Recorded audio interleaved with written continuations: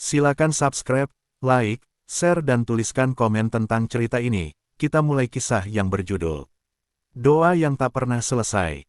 Namaku Surya, usiaku 58 tahun, tapi rasanya seperti 70 ketika malam datang. Aku punya seorang anak lelaki bernama Bima. Dulu, ketika ia kecil, aku memanggilnya Bim, pendek, lincah, seperti langkahnya yang tak pernah betah diam. Bima adalah matahari kecil kami. Ia datang setiap pagi ke kamarku, melompat di kasur, dan bertanya, "Ayah, kenapa ayam berkokok duluan daripada alarm?" Aku tertawa. Entah sejak kapan, tawa itu berhenti. Aku tidak pernah bermaksud menjadi ayah yang keras. Tapi entah bagaimana, tahun-tahun membuat kata-kataku berubah menjadi batu. Mungkin karena hidup mengajarkan terlalu banyak cara bertahan, sampai aku lupa cara memeluk. Aku pedagang bahan bangunan. Dulu aku pikir tugasku hanya satu, memastikan dapur menyala, listrik tidak padam, dan rekening terisi. Aku percaya, kalau kebutuhan selesai, cinta akan mengikutinya. Aku salah. Cinta tidak pernah menjadi bonus. Ia mesti disebut, disiapkan kursi, dan diajak duduk di tengah meja makan. Waktu Bima duduk di bangku SMP, ia datang padaku dengan buku sketsa. Gambarnya tidak sempurna, tapi punya napas. Ia menggambar jembatan, rumah, dan gedung yang melilit seperti akar. Bima mau jadi arsitek, katanya. Aku mengangguk, tapi hati kecilku mengerut, arsitek butuh kuliah mahal. Aku berkata, arsitek itu berat, nak. Bagaimana kalau kau bantu ayah di toko? Bisnis keluarga harus ada yang melanjutkan. Bima menunduk. Ia tidak membantah, hanya menutup bukunya perlahan, menyelipkannya di bawah bantal. Besoknya, ia tetap menggambar. Dan lusanya, dan berminggu-minggu berikutnya, sampai aku memergokinya begadang, lampu meja menguning, mata anakku memerah. Kukatakan, tidur, menggambar tak membuatmu jadi orang. Ia menatapku lama, lalu merapikan kertasnya tanpa suara. Malam itu, terdengar sesuatu yang patah, bukan kertas, bukan pensil, tapi sesuatu yang tak terlihat di antara kami. Ketika SMA, Bima diam-diam mengikuti lomba desain bangku taman yang diadakan perpustakaan kota. Ia tidak minta tanda tangan wali, ia memalsukan tanda tanganku dengan kikuk, aku tahu dari huruf Y pada namaku yang miringnya kebablasan. Ia menang. Bangkunya dipasang di sudut perpustakaan, sederhana tapi hangat, dudukan kayu, sandaran melengkung, dan di belakangnya ada tulisan kecil. Untuk orang yang ingin berhenti sebentar. Orang-orang memuji. Aku juga. Tapi yang keluar dari mulutku justru, bangku tidak bisa membayar listrik, Bim. Ia tertawa kecil. Tapi bangku bisa menolong orang berhenti, iya. Aku menghela napas. Kata-kata seperti itu terdengar mahal ketika stok semen kosong dan pelanggan berutang. Aku tidak jahat. Aku hanya takut. Takut tidak bisa memberi masa depan. Takut anakku menjadi orang dewasa yang kesulitan seperti aku dulu. Ketakutan itu membungkusku erat-erat, mengubah pelukan menjadi perintah. Kuliah tiba. Bima diterima di jurusan arsitektur dari beasiswa lokal, sebagian biaya ditutup kampus, sisanya aku menyanggupi. Dulu ayah yang bilang berat, katanya pelan. Sekarang ayah tahu yang berat itu menahan kau berhenti, jawabku, mencoba terdengar ringan. Tapi yang berat sesungguhnya adalah egoku sendiri. Bima berangkat. Ia kembali hanya saat libur, membawa market kardus, mata panda, dan cerita tentang dosen yang cerewet tapi baik. Aku senang mendengar suaranya. Aku bilang, jangan terlalu larut. Ia mengangguk. Lalu besoknya, ia tetap larut. Barangkali memang begitu cara mengejar mimpi, kita menyuap malam dengan kopi dan lupa menakar gulanya. Di tahun kedua kuliah, sebuah pertengkaran besar meledak. Aku baru pulang dari toko, lelah, keringat bercampur debu. Bima sedang mengerjakan tugas, ponsel berdering, temannya meminta ia memimpin. Rapat tim lomba. Lomba lagi. Tanyaku. Iya, ini yang nasional, katanya, senyum kecil di ujung bibirnya. Kumulai ceramah, biaya, masa depan, peluang kerja, angka-angka. Bima mendengarkan dengan kepala sedikit menunduk, lalu berbisik. Kalau aku tidak mencoba hal yang membuatku hidup, apa bedanya aku dengan bangku kosong? Aku marah. Kemarahan tak cerdas tak pernah melahirkan kalimat bijak. Kalau kau terus begini, berhenti kuliah saja. Pulang bantu toko. Bima menatapku, kali ini matanya tidak merah, tapi bening. Baik, kalau ayah mau begitu, katanya pelan. Ia menutup laptop, mematikan lampu meja, dan tidur. Besoknya, ia benar-benar pulang ke rumah. Bukan untuk berhenti kuliah, tapi untuk diam. Ia membantu di toko, menyusun karung semen, melayani pelanggan. Ia tidak mengeluh. Ia juga tidak menggambar. Meja belajarnya bersih, terlalu bersih. Sesekali kubuka lacinya, mencari kertas-kertas yang dulu bertebaran. Kosong. 2 minggu kemudian, ibunya menangis. Ia memelukku dan berkata, kembalikan Bima ke dirinya. Aku menatap lantai. Maluku lebih berat dari karung semen manapun. Malam itu, aku masuk kamar anakku. Ia sedang membaca. Kududuk di tepi tempat tidur, menatap wajah yang semakin dewasa. Bim, kataku pelan, maaf. Ia menutup buku. Kalau ayah minta aku bantu toko, aku akan bantu. Tapi bantu aku juga untuk jadi diriku. Dadaku bergetar. Besok kau kembali ke kampus. Anggap toko ini bangku, untuk orang yang ingin berhenti sebentar. Kau tidak perlu duduk terlalu lama. Ia tersenyum. Senyum itu seperti pagi yang kembali setelah hujan panjang. Bima lulus. Ia tidak jadi arsitek kantoran. Ia memilih bekerja sebagai relawan desain ruang publik di kota kecil sebelah, tanpa gaji besar, tapi penuh tawa. Ia membangun taman baca sederhana di pinggir sungai, memperbaiki pos ronda, merapikan trotoar yang rusak. Orang-orang mengenalnya sebagai Bima yang tahu cara membuat orang duduk sebentar. Aku ikut beberapa kali ke lapangan. Memanggul papan, mengaduk semen. Aneh, dulu aku membenci debu, sekarang aku berterima kasih pada debu, sebab disinilah aku bisa melihat anakku berdiri di tengah mimpi yang pelan tapi pasti. Suatu sore, Bima duduk di sampingku di tepi sungai. Air mengalir, anak-anak berlari membawa balon, matahari menggambar garis keemasan di permukaan.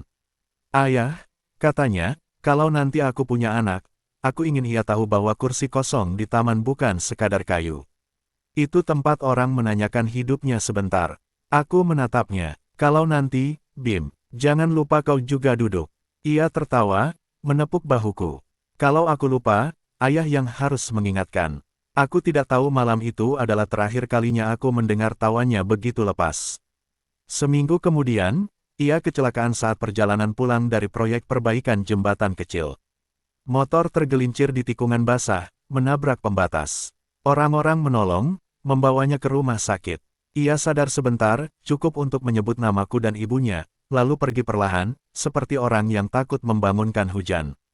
Dunia redup, toko, bangku, trotoar, sungai, semuanya seperti gambar yang dipadamkan.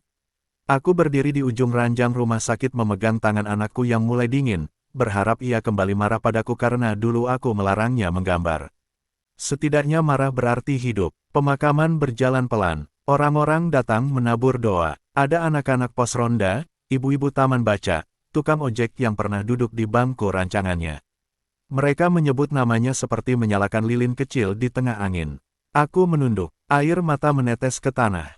Kupikir aku yang menanam, ternyata aku yang ditanam, oleh penyesalan, oleh rindu, oleh kalimat-kalimat yang belum sempat kubilang. Sejak hari itu, aku menjadi orang yang berbeda, yang takut tidur, karena mimpi sering menipu dengan menghadirkan Bima sedang tertawa di bawah lampu. Aku bangun dini hari, berjalan ke toko, menyalakan lampu yang terlalu terang, duduk di kursi kasir dan menatap rak kosong. Aku bicara pada udara, Bim, ayah di sini. Kadang aku merasa aku gila. Kadang aku merasa justru baru waras, karena akhirnya berani mengaku rindu. Ibumu, istriku, menangis dalam diam.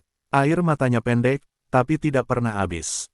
Kami jarang bicara panjang. Jika kami saling menatap, kami sama-sama melihat Bima berdiri di antara kami, tersenyum, minta kami duduk dan berhenti sebentar. Ah, Bim, kau tetap menjadi jembatan bahkan setelah kau pergi. 3 bulan setelah kepergianmu, aku membereskan kamar. Di bawah ranjang, ada kotak plastik yang berdebu.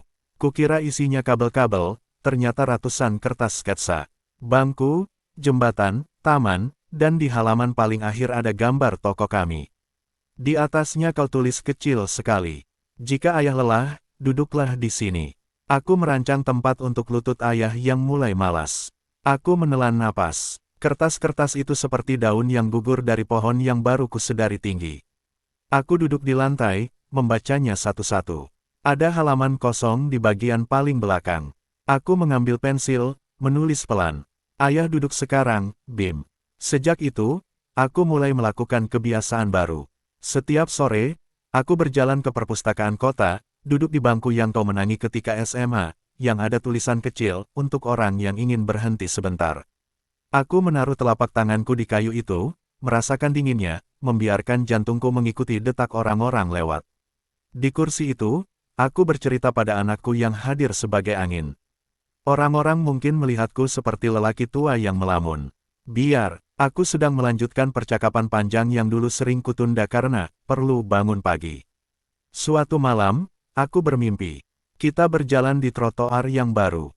Kau menunjuk lampu jalan yang remang dan berkata, kurang satu di pojok sana, iya. Aku mengangguk. Besok ayah pasang, kataku. Kau tertawa. Ayah nggak perlu pasang lampu. Ayah cukup pulang tepat waktu. Aku ingin memelukmu, tapi kau sudah berlari ke depan, menyeberang, dan hilang di tikungan.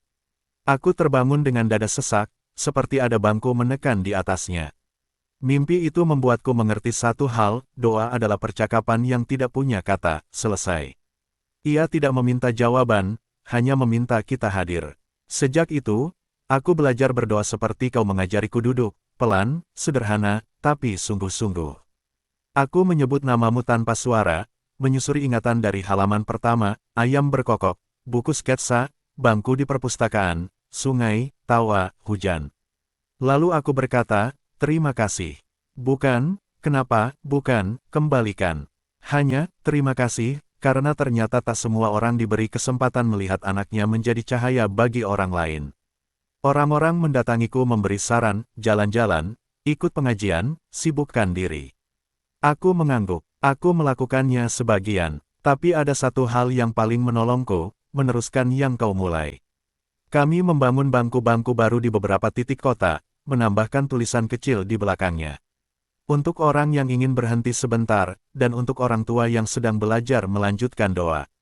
Anak-anak pos ronda ikut, tukang ojek ikut, ibumu datang membawa termos teh. Di bangku yang baru selesai dipasang, kami duduk sama-sama lebih banyak daripada bicara. Kadang diam memang tidak perlu diterjemahkan, ia sudah menjadi bahasa. Suatu sore, seorang remaja mendekat. Ia duduk di sebelahku, memutar-mutar kunci motor, gelisah.